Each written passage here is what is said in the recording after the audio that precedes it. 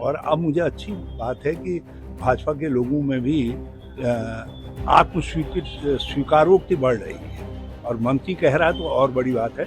सांसद तीरथ सिंह रावत के बयान के बाद उत्तराखंड की सियासत गरमाई हुई है। इस समय हमारे साथ मौजूद हैं उत्तराखंड के पूर्व मुख्यमंत्री हरीश रावत जी, उनसे बात करते हैं। रावत जी, तीरथ सिंह रावत जी ने बयान दिया है कमीशन पे, उस पे क्या कहना है आपका? स्थिति चिंताजनक है और उन्होंने जो कुछ कहा है, बल्कि उससे पहले त्रिवेंद्र सिंह जी ने भी कहा है, तो एक दर्द है उत्तराखंड के लोगों का और दर्द कोई भी बयां करे तो, और मैं समझता हूँ सत्ता को इस मामले में गौर करना चाहिए। और इस समय तो ऐसा लगता है कि कुछ महकमों में, जैसा हम खनन आदि दूसरे में देख रहे हैं, स्थितियां चिंताजनक है।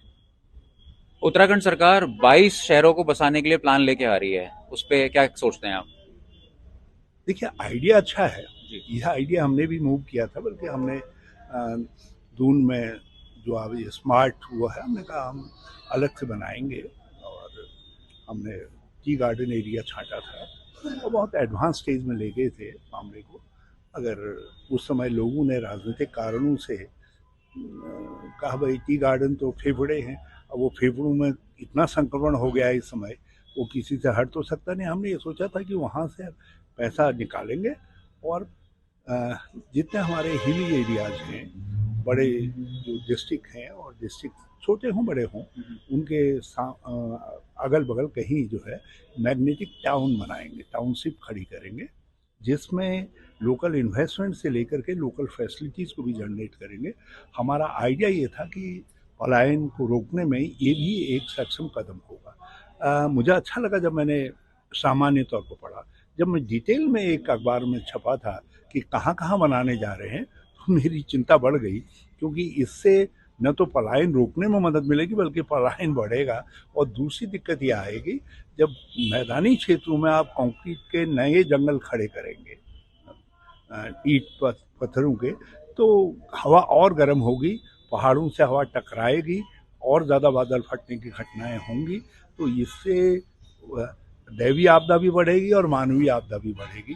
ये आइडिया इसलिए मैंने कल ट्वीट करके भी कहा है कि भाई सरकार इस पर ठीक से विचार करे। आइडिया एज सच ठीक है, मगर उसका डिटेल जो है वो जम नहीं रहा है। भ्रष्टाचार की बात करें तो अभी हाल ही में मंत्री चंदन रामदास जी जब पौड़ी गए थे, तो उसके बाद उन्होंने बयान दिया है कि पौड़ी में सड़कों की हालत खराब है, अस्पतालों की हालत खराब है, योजनाएं ठीक से नहीं चल रही हैं।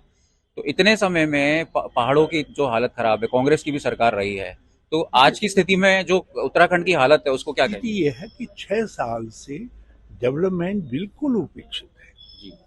शिक्षा, चिकित्सा, सड़कें, पानी, जो हमारी जिंदगी है उसका जो सबसे महत्वपूर्ण पहलू है, वो बहुत नीचे चला गया।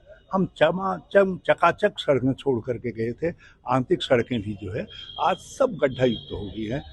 3 जगह तो मैं ही धरना दे चुका हूँ और अब मुझे अच्छी बात है कि भाजपा के लोगों में भी स्वीकारोक्ति बढ़ रही है और मंत्री कह रहा है तो और बड़ी बात है।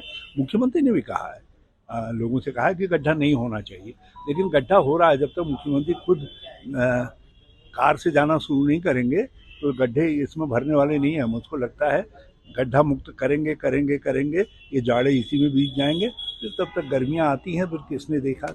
उधर 423 पदों के घोटाले को लेकर, जो सहकारी बैंक घोटाला हुआ था अप्रैल में, उसमें शासन ने रिपोर्ट सौंप दी है, लेकिन मंत्रालय उस पर कुछ नहीं कह रहा है। धन सिंह रावत जी उस पर कुछ कार्रवाई नहीं कर रहे हैं, इसको कैसे देखते हैं? सहकारिता में स्थिति चिंताजनक है और ये पहले से मामले उठते रहे हैं, और वो लोग जो है, जिन लोगों को अखबारों में भी पढ़ा कि दोषी पाया गया है, अब उन दोषियों को संरक्षण दे कौन रहा है, ये बड़ा मूल्यवान सवाल हो गया। अब पूर्व मुख्यमंत्री तीरथ सिंह रावत जी, त्रिवेंद्र सिंह रावत जी और आप, बयान आ रहे हैं कि उत्तराखंड की स्थिति ठीक नहीं है, तो क्या कहते हैं आप इस पे? ये धामी जी के खिलाफ कुछ हो रहा है? नहीं, ये धामी जी भी अकेले में यही कहते होंगे जो त्रिवेंद्र सिंह जी ने और तीरथ सिंह जी ने कहा। अब रोकेंगे कैसे, रोकेगा कौन, ये $1,000,000 क्वेश्चन है। नीतियों को ठीक करेगा कौन, ये $1,000,000 क्वेश्चन है। काम करवाएगा कौन, सड़कों के गड्ढे भरेगा कौन, ये बड़ा सवाल है। यहाँ तो सत्ता ही सवालिया बन करके खड़ी हो जा रही है, तो आम आदमी ये सोच रहा है कि मैं सवाल किससे करूं। तो सरकार के भीतर ही सवाल उठ रहे हैं, उस पर मैंने क्या? कहा सत्ता, पूरी सत्ता ही सवालिया बन करके खड़ी है, तो इसका निदान करेगा कौन? निदान कौन करेगा? अब उत्तराखंड के लोग जो है कहीं नई तपस्या करें, नई जाकर लगाएं। बहुत बहुत धन्यवाद। तो ये थे हमारे साथ उत्तराखंड के पूर्व मुख्यमंत्री हरीश रावत जी, जिन्होंने हमें बताया कि जो उत्तराखंड की इस समय मौजूदा स्थिति है उसका निदान करने की बहुत ज़रूरत है और सरकार को स्वयं जांच करने की आवश्यकता है, क्योंकि सरकार के भीतर से ही सवाल उठ रहे हैं। अब इसमें नए जागर की ज़रूरत है और किस तरीके से स्थितियां सुधरेंगी उस सरकार को देखना होगा। कैमरामैन अनिल बडोनी के साथ अंकित शर्मा, देहरादून, उत्तराखंड तक।